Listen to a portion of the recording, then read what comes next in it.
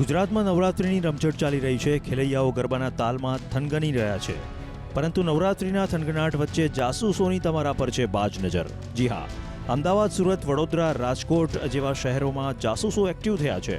મા બાપ પોતાના સંતાનો, પતિ પોતાની પત્ની અને ફિયોન્સ પોતાની ફિયોન્સીની જાસૂસી કરાવી રહ્યા છે. નવરાત્રિની રાત્રિમાં પોતાની સંગીની શું કરી રહી છે? કોઈ અન્ય યુવક સાથે તો નથી ફરી રહીને? આ પ્રકારની શંકાથી પીડાતા પતિ પત્નીની જાસૂસી કરાવી રહ્યા છે. તો મા બાપ પોતાના દીકરા કે દીકરી ખોટી સોબતમાં તો નથી ને, તેની જાણકારી મેળવવા જાસૂસી કરાવી રહ્યા છે. અમદાવાદના એક બિઝનેસમેને પોતાની પત્નીની જાસૂસી કરાવતા પત્નીની કરતૂતોનો ભાંડો ફૂટી ગયો હતો. પત્ની પોતાના પ્રેમી સાથે કઢંગી હાલતમાં ઝડપાઈ. ખાસ કરીને અમદાવાદમાં ડિટેક્ટિવ એજન્સીઝ સૌથી વધુ સતર્ક છે.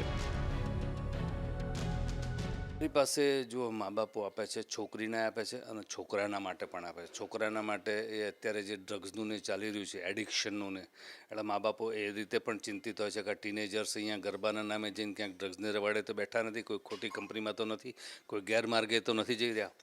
એટલે એ મા બાપો પણ આપે છે છોકરાઓના, વધતા હસબન્ડ વાઈફના પણ અમારી પાસે આવે છે કે ભાઈ અમારી વાઈફ ક્યાં જઈ રહી છે, શું કરી રહી છે. અને એ ઉપરાંત તાજી જે સગાઈ થયેલી હોય ને, એ સગાઈવાળા ફિયાન્સીઓનો પણ રહે છે કે ભાઈ મારી ફિયાન્સી શું કરે છે, મારો ફિયાન્સ ક્યાં કોની સાથે શું ગરબા કરે છે.